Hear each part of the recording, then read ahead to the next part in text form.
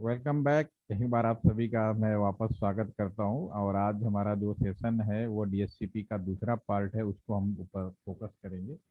DSCP में कम से कम आप लोग को ये बात तो समझ में आ गई होगी कि ऑटोमेटिक आईपी कैसे दिया जाता है। इसके दो तरीके होते हैं। ये मेन काम तो राउटर का होता है, जो कि हम लोगों ने कल राउटर को केवल इंस्ट्रक्शन दिया और वो ऑटोमेटिकली जो भी डिवाइसें उस लैन यानी उसके अपने जो पोर्ट पे जो भी नेटवर्क थे उस पे उसने आईपी अलॉट कर दिया। ठीक है। लेकिन आईपी राउटर का जो मेन काम है, अगर एक नेटवर्क से दूसरे नेटवर्क में ले जाने का, तो अगर राउटर पे जहाँ बड़ा नेटवर्क होता है तो ये सारा काम हम राउटर को नहीं दे सकते, क्योंकि राउटर पे अगर ज़्यादा लोड दे देंगे तो राउटर खराब होने की संभावना होती है। और जैसा कि मैं पहले ही बता चुका हूँ कि राउटर की जो कीमत होती है बहुत ही महंगा होता है, काफ़ी कॉस्टली होता है। तो राउटर की कीमत का ध्यान में रखते हुए हम डीएचसीपी सर्वर यूज करते हैं। सर्वर क्या होता है? कोई भी कंप्यूटर एक किसी पर्टिकुलर काम के लिए डेडिकेटेड कर दें तो उस चीज़ को हम लोग उस चीज़ का सर्वर कहते हैं। ठीक है। तो अभी हमारा इस सेशन में होगा, जो हमने लास्ट सेशन किया था उसमें हमने क्या किया था, राउटर को ही एक काम दे दिया था। आज हम उसी में एड ऑन करेंगे डीएचसीपी सर्वर। ये हमारे स्क्रीन पे है, इसको हम लोग इसमें ऐड ऑन करते हैं। इसमें हम डीएचसीपी सर्वर बनाएंगे। तो यहाँ पे जो हमने जो भी कंप्यूटर लैपटॉप थे इनको जो हमने आईपी दिया वो ऑटोमेटिकली राउटर के थ्रू चला गया। सर्वर बनाना है तो ऐसा करते, इस चीज़ को मैं डिस्टर्ब नहीं करता, इसको मैं थोड़ा इधर खींच के रख लेता हूँ। ठीक है ना। अब मैं इसको इस साइड में एक अलग से एक और नेटवर्क बना देते हैं और यहाँ पे मैं कुछ सर्वर लगाऊंगा और उस सर्वर के थ्रू ये जो आईपी अलॉटमेंट का काम है वो कैसे किया जाए वो हम लोग डिस्कस करेंगे। तो इसको मैं कैसे रिमूव करके यहाँ पे नेटवर्क बनाते हैं, क्योंकि यहाँ एक ही कंप्यूटर है तो मुझे यहाँ सर्वर लगानी पड़ेगी। तो इसके लिए मैं क्या करूँगा, सबसे पहले यहाँ क्रॉस बटन के साथ साथ इसको मैं रिमूव करता हूँ। अब एक से ज़्यादा कंप्यूटर जोड़ना है तो मैं पहले नॉर्मल पोजीशन में ऊपर वाले से आ जाऊँगा, माउस देखिए मेरा। मैं यहाँ पे एक स्विच लेता हूँ और एक स्विच मैं यहाँ पे लगा देता हूँ। ठीक है ना, एक हमने स्विच लगा दिया। ठीक है। अब यहाँ से केबल कनेक्शन लेंगे। अब क्योंकि मैंने स्विच लगा दिया तो डिफरेंट डिवाइसेज हो गया, तो मैं फास्ट इथरनेट इसके मैं इसमें जोड़ देता हूँ। ठीक है। और यहाँ से मैं 02 से इस कंप्यूटर को लगा देता हूँ। अब इस स्विच से एक काम करते हैं, इधर भीड़ ज़्यादा ना हो तो मैं इस वाले वाईफाई को रिमूव करके इसका कनेक्शन मैं इधर ले आता हूँ, इस स्विच में लगा दे। सॉरी, कंसोल में लग गया, कंसोल में नहीं लगाया जाता है। दोबारा से मैं केबल लेता हूँ तो स्विच के पोर्ट में लगा दिया, किसी भी पोर्ट में। अभी जो तीनों हैं इस नेटवर्क से जुड़ जाएंगे, थोड़ा भीड़ कम हो जाएगी। ठीक है। इसको मैं यहाँ नीचे ले आता हूँ। अब मैं यहाँ पे सर्वर लगाऊंगा। अब ये हमने क्या, नॉर्मल यूजर हो गए, मोबाइल फ़ोन, टैबलेट, एक हमारा वो लैपटॉप और एक कंप्यूटर डेस्कटॉप जो कि लाइन केबल के थ्रू जुड़ गया। अब मैं यहाँ पे सर्वर लगाता हूँ तो मैं कंप्यूटर क्लिक करूँगा। ये हमारा जो नॉर्मल कंप्यूटर्स है, ये लैपटॉप एक सर्वर है। सर्वर कंप्यूटर का डिज़ाइन थोड़ा अलग दिखाया गया, क्योंकि सर्वर कंप्यूटर में वो सॉफ्टवेयर यहाँ पे पड़ा हुआ है। आपके कॉलेज में कभी आपने सुना होगा कैंपस सिलेक्शन होता है तो आईटी कंपनियां आती हैं। आईटी कंपनियां कौन हो गई? जैसे कि विप्रो हो गया, टीसीएस हो गए, महिंद्रा टेक हो गए, जो बड़ी बड़ी कंपनीज हैं। तो हम, क्योंकि मैं बीएसएनएल का, हम लोग वर्कर हैं, बीएसएनएल के एम्प्लॉइज हैं, तो हम लोग सॉफ्टवेयर नहीं डेवलप करते, लेकिन हम सॉफ्टवेयर के यूजर हैं। यूजर का मतलब, हमने अगर यहाँ पे मैं सर्वर, ये पहले यहाँ 3 सर्वर रख लेते हैं पहले, उसके बाद फिर मैं अपनी बात को पूरी करता हूँ। 3 सर्वर मैं क्यों 3 सर्वर रखता हूँ भी बात करेंगे। ये भी एक नॉर्मल कंप्यूटर है, डिजाइन अलग बनाया गया, क्यों बनाया गया वो भी हम अभी इस पर बात करेंगे। पहले हम इसको कनेक्ट कर देते हैं। तो सिंपली केबल लें और कहीं भी स्विच के किसी भी पोर्ट में हम इसको जोड़ सकते हैं। एक हमने यहाँ लगाया, दूसरा लगाया, तीसरा लगाया। ठीक है। जो सर्वर 0 है इसको यहाँ क्लिक करके मैं इसको डीएचसीपी सर्वर बनाऊंगा। और आपको चीज़ बिल्कुल क्लियर बता दूं कि कल हमने एक चीज़ बोली थी, आज मैं अगेन रिपीट करूंगा। दुनिया में दो ऐसे लोकेशंस होंगी जिनकी आईपी एड्रेस कभी भी ऑटोमेटिक नहीं होगी।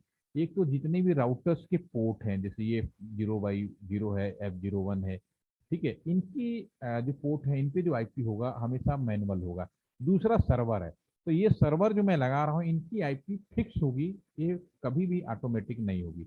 अब चूंकि मैं यहाँ पे डीएचसीपी सर्वर बनाने जा रहा हूँ, एक सर्वर, एक नॉर्मल कंप्यूटर लिया या एक्सटर्नल सर्वर कंप्यूटर लिया, उसके अंदर जो बड़ी बड़ी कंपनियां हैं, maybe TCS, maybe Mahindra tech, maybe Wipro, ये लोग सॉफ्टवेयर बनाते हैं। तो कभी आपने सोचा है कि सॉफ्टवेयर बना देने से बात नहीं, सॉफ्टवेयर खरीदने वाला भी तो होना चाहिए।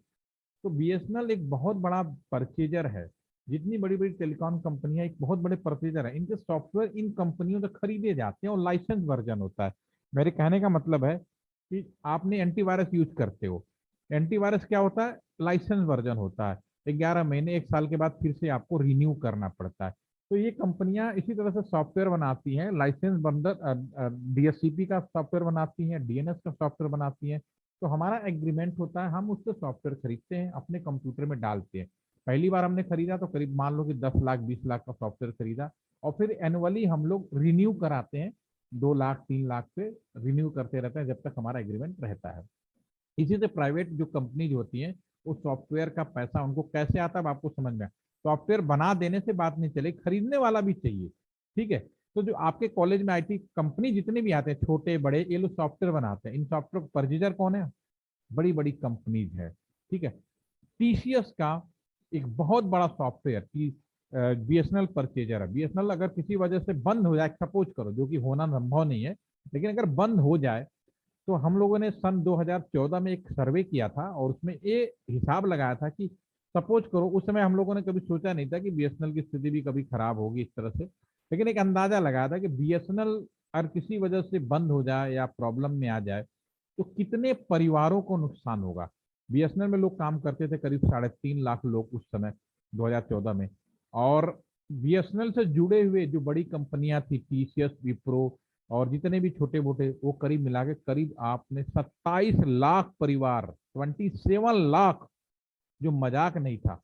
हमने इतने बड़े परिवार का ऊपर डिपेंडेंट है, यानी सारी कंपनियां बंद करना कह देने से आप अपने आप को भी या किसी को भी एक तरह का वो बद्दुआएं देने वाली बात होती है। तो हम कभी भी नहीं चाहेंगे, चाहे छोटी कंपनी हो या बड़ी कंपनी हो, सभी रहने चाहिए, क्योंकि सभी का रोजगार, सब एक दूसरे से जुड़े हुए हैं। सब्जी वाला सब्जी बेचता है, हम खरीद खाते हैं, अगर हम नहीं खाएंगे तो वो बेचेगा नहीं, तो कैसे प्रॉब्लम चलेगी। इसलिए सब एक दूसरे से जुड़े हुए होते हैं, तो इसलिए एम्प्लॉयमेंट का विस्तार होना चाहिए, कभी बंद या वो नहीं होना चाहिए, जो कि अगर बंद होता तो न जाने कितने एक आपने सुना होगा, कोडक कंपनी थी जो पहले बहुत पॉपुलर थी, इतनी ज्यादा पॉपुलर थी फोटोग्राफी के मामले में, कोडक रील आते थे, समय आया, मोबाइल आया, वो कंपनी में इतना मुनाफा कमाया, किसी जमाने में टॉप 1 कंपनी हुआ करती थी। आज उसके एम्प्लॉय, इवन उसका ओनर भी भीख मांगने के कगार पे पहुंच गया है।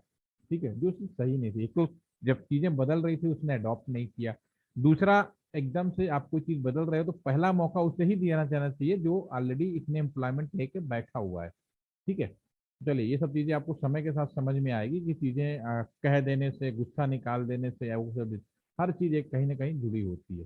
डीएससीपी, तो डीएससीपी का सॉफ्टवेयर हम खरीदेंगे और डालेंगे, क्योंकि ये एक वह है, सर्वर है, तो इसकी आईपी फिक्स होगी, क्योंकि एक आईपी कभी भी ऑटोमेटिक नहीं होगी। तो इसकी आईपी हम डालते हैं 192.168 टू, ये 2.0 के नेटवर्क में तो मैं 5 लिख देता हूँ। इसमें दूसरा सर्वर में बना लेता हूँ डीएनएस सर्वर, जिसके बारे में हम लोग कल बात करेंगे। ठीक है, डीएनएस सर्वर, इसकी भी आईपी फिक्स होगी 192.168.2.10 कर लेते हैं। और तीसरा एक सर्वर हम वेब सर्वर, वेबसाइट सर्वर। तो अब आपको ये समझ में आ गया सर्वर क्या है। हर कंप्यूटर दुनिया में बना हुआ जो पर्टिकुलर डेडिकेटेड करा, वेब सर्वर, हम जितनी वेबसाइट खोलते हैं ये हवा में नहीं होगा, कहीं ना कहीं किसी न किसी सर्वर पे इसका पेज बना होता है, उसके अंदर लोकेशन होती है, तो उसको हम लोग बोलते हैं वेब सर्वर, जहाँ पे ये रहता है। ठीक है ना, और इसकी भी कोई ना कोई आईपी फिक्स होगी 192.168। हम 2.15 कर लेते हैं, और हम एक चीज और लिख देते हैं कि चलो इसके अंदर जो वेबसाइट है वो www.facebook.com है, सबसे पहले फेसबुक का ये मान लेते हैं, facebook.com है। ठीक है, इसके अंदर जो साइट है, ठीक है, कोई भी दुनिया में कोई भी साइट होगी, कोई भी चीज होगा, वो हमारा आईपी एड्रेस के बिना काम नहीं चलेगा। ये जो हमने जो प्लानिंग किया, ये हमारा एक्सटर्नल प्लानिंग है, तो पहले इसकी आईपी इसके अंदर डाली जाएगी, क्योंकि सर्वर है तो ऑटोमेटिक आईपी होनी नहीं थी, इन सब की ऑटोमेटिक होगी, कोई दिक्कत नहीं, क्योंकि यूजर्स हैं। लेकिन ये सर्वर है। नेटवर्क का एक इंपॉर्टेंट पार्ट है जो सभी को ऑटोमेटिक आईपी देगा। मैं डीएचसीपी की बात कर रहा हूँ, ठीक है। तो इसको मैं क्लिक करूंगा, इसको स्टैटिक आईपी दूंगा, डेस्कटॉप पे जाऊंगा, आईपी कॉन्फ़िग, और जो हमने प्लानिंग किया 192.168.2.5 गेटवे ने कर देते हैं। 192.168.2.1 वन इज द गेटवे, तो ये भी कंप्यूटर है। अब चूंकि यहाँ पे एक लाइन और है, डीएनएस सर्वर क्या होता है हम कल बात करेंगे, लेकिन अब चूंकि हमारे नेटवर्क के अंदर डीएनएस सर्वर मैंने बना रहा हूँ, तो मैं यहाँ पे डाल सकता हूँ 192.168.2.10 हो गया, राइट। अब इसी तरह से हमारा ये वेब सर्वर है, वेब सर्वर पे क्लिक किया, डेस्कटॉप पे गए, जो हमने प्लानिंग किया उसके अकॉर्डिंग हम आईपी डाल देते हैं 192.2.15 255/24 है, तो ऑटोमेटिकली ये 4 होगा। गेटवे 192.168.2.1, और जो डीएनएस सर्वर है इसके भी हम आईपी डालेंगे 192.168.2.10 हो गया, ठीक है। अब मुझे सोच के बताओ, जो डीएनएस सर्वर, इसको भी चूंकि सर्वर, इसको भी हम स्टैटिक आईपी डालेंगे, तो मैं यहाँ पे डेस्कटॉप पे गया और मैं यहाँ पे डालूंगा आदित्य या सूर्यकांत, आप भी बताओ मेरे को कि 192.168.2. मैं इसको 10, तो इसका आईपी हो गया 192.168.2.1 गेटवे। अब इसका जो डीएनएस कॉलम है खुद ही डीएनएस है, तो क्या डीएनएस कॉलम के अंदर डीएनएस वाला एड्रेस हमें डालना पड़ेगा, हाँ या ना? या सूर्यकांत क्या लगता है, डालना पड़ेगा? डालना तो चाहिए। डालना चाहिए, क्यों? तो मतलब डीएनएस सर्वर का एड्रेस तो डालना पड़ता है। खुद ही डीएनएस है तो क्या उसको डालने की जरूरत है? वो तो खुद ही है ना, उसी को हम डीएनएस बनाएंगे ना। डीएनएस क्या है वो अलग बात है, लेकिन वो खुद है क्या, खुद में ही हमें बताने की जरूरत है? इसका बहुत ही सिंपल जवाब ये है। एक गांव में एक धोबी है, वो डेली अपने 10 जो उसके खच्चर थे, गधे, उसके साथ वो तालाब पे जाता था, कपड़े धोता था। एक दिन अपने घर से निकला, अपने 10 खच्चरों के साथ तालाब पे गया। जब लौटने लगा तो एक खच्चर के ऊपर बैठ गया और काउंटिंग शुरू कर दिया, 1 2 3 4 5 6 7 9। 9 तक करता, 10वां नहीं गिनता, क्योंकि 10वें के ऊपर वो खुद बैठा था, ठीक है। तो जो स्थिति उसके साथ है वो जितने भी हमारे इलेक्ट्रॉनिक डिवाइसेज होती हैं, कंप्यूटर्स की डिवाइसेज होती हैं, उनके साथ भी है ये। अगर आप इसको नहीं बताओगे, सारी दुनिया में घूमेगा और अपने को नहीं देखेगा। इसलिए डालना हमेशा याद रखिए, कोई भी आप नेटवर्क हो या कंप्यूटर हो, इलेक्ट्रॉनिक्स हो या कोई भी डिवाइस, उसके अंदर खुद को डालना बताना बहुत जरूरी है। 192.168.2.10 ये फिक्स है, दैट्स ओके। तो हमारा सारा ये चीज हो गई, ठीक है। अब हम डीएससीपी काम कैसे कराएंगे, ठीक है। तो मैं अभी यहाँ पे डीएससीपी कोई नहीं है, अगर क्लिक करें तो, अगर मैं इसको क्लिक करके डीएससीपी करूंगा, ये आपका रिक्वेस्ट फेल आएगा, क्योंकि डीएससीपी सर्वर है नहीं तो राउटर को बना रखा है। और डीएससीपी या सर्वर जो हमने बनाया है वो अभी हमने एक्टिवेट नहीं किया, आईपी भले डाल दिया हो, दिस इज अ फेलियर होने लगा आपके सामने। तो अब हम काम कैसे करेंगे? हम नॉर्मल कंप्यूटर को भी सर्वर बना सकते हैं। तो हमने सॉफ्टवेयर लिया, जैसे मैंने आपको पैकेट ट्रेसर सॉफ्टवेयर दिया, तो आपने क्या किया, सॉफ्टवेयर लिया, अपने कंप्यूटर में इंस्टॉल किया, नेक्स्ट नेक्स्ट नेक्स्ट, ठीक है। और सिंपली जब बन गया तो एक आइकन बन गया डेस्कटॉप पे और आपने उस आइकन को क्लिक करके अपना काम आप कर रहे थे। ये बहुत सिंपल है। तो वैसे ही ये सॉफ्टवेयर जानी मानी कंपनियों से हम लोग खरीदते हैं, और अपने ये भी जो जिस कंप्यूटर को सर्वर बनाते हैं, मान लो विंडोज सर्वर, किसी भी ऑपरेटिंग सिस्टम के ऊपर बनाया जा सकता है, विंडोज, लिनक्स या एप्पल, इसमें कोई दो राय नहीं है। लेकिन हमारा जो एक ट्रेडिशन है, एक हमारा जो ट्रेंड्स है, क्योंकि जो हम नॉर्मल लोग, हम लोग क्या करते हैं, मोबाइल एंड्रॉइड फोन यूज करते हैं, एक जनरल बात करना चाहता हूँ।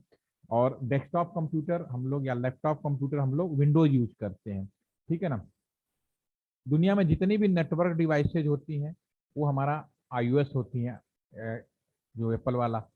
और ये जो हमारा जो कंप्यूटर्स के अंदर जो सॉफ्टवेयर होती हैं, जो सर्वर बनाते हैं, उसके अंदर सारा सारा लिनक्स मिलेगा आपको, ठीक है। ये बनता है।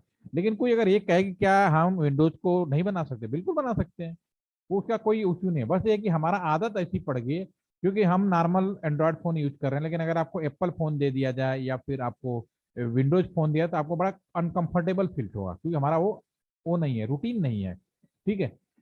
कंप्यूटर, डेस्कटॉप कंप्यूटर में भी अगर लिनक्स दे तो आप उस तरह से काम कंफर्टेबल नहीं कर पाएंगे। तो वही चीज है कि जब जितने भी दुनिया में या इंडिया के अंदर बात करें, तो जो नेटवर्क डिवाइसेज हैं, चाहे राउटर स्विच हो, इसके अंदर iOS ऑपरेटिंग सिस्टम होता है एप्पल वाला, सर्वर के अंदर लिनक्स होता है, नॉर्मल कंप्यूटर के अंदर आपका विंडोज कंप्यूटर होता है। तो उसको इंस्टॉलेशन अच्छी तरह करना है, सॉफ्टवेयर लेना है, आप इंस्टॉल करेंगे, नेक्स्ट नेक्स्ट नेक्स्ट करके सॉफ्टवेयर रेडी होगा। अब आपको सिंपल सेटअप करना है। ये हम कंप्यूटर क्लिक कर, देखिए नॉर्मल कंप्यूटर का सिंबल हमने ये बनाया, इसको क्लिक करते हैं। इसमें आप देखेंगे केवल फिजिकल कॉन्फिग डेस्कटॉप इतनी चीजें हैं। अगर मैं सर्वर को क्लिक करूं तो इस पर आप देखेंगे फिजिकल कॉन्फिग डेस्कटॉप, यह एक चीज बढ़ गई, सर्विस चीज बढ़ गई।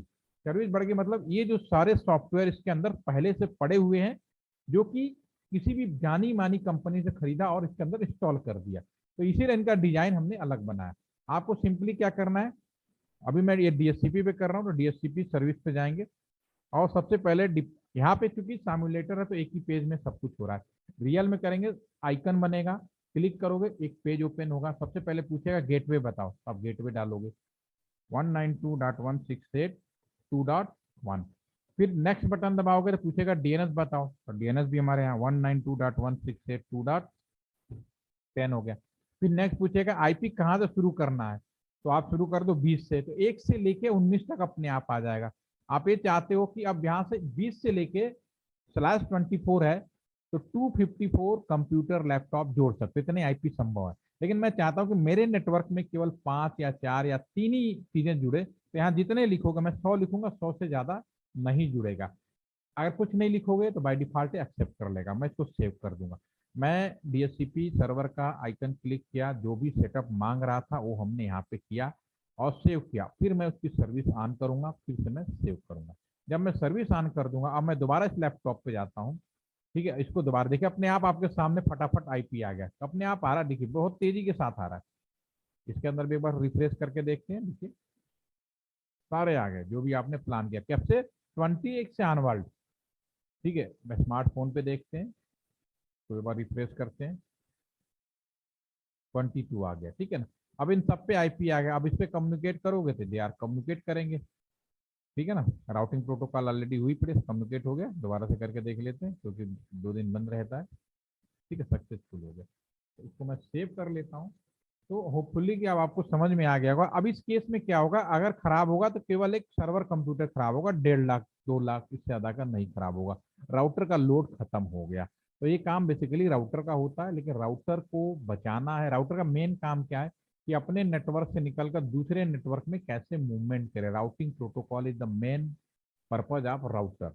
बाकी जो उसका पार्ट है तो उसको हम लोग सर्वर के माध्यम से करते हैं, बचाने का एक तरीका है। और सर्वर में बहुत सारे एडिशनल फैसिलिटीज मिलती हैं, जो आप समय के साथ और आपको समझ में आएगा। मैं उसको भी प्रैक्टिकल करके दिखाऊंगा, एएलटीपीसी का कैसे हम लोग डीएचसीपी सॉफ्टवेयर में मैनेज कर रहे हैं। तो होपफुली कि ये वाला सेशन आपको समझ में आ गया होगा कि डीएचसीपी क्या है। कल हम लोग डीएनएस के बारे में बात करेंगे, ठीक है आदित्य, कर पाओगे, आप लोग से कर पाओगे? ओके। तो इसे करिए और कल जरूर ज्वाइन करिए। आज के लिए इतना ही, थैंक यू, गुड नाइट।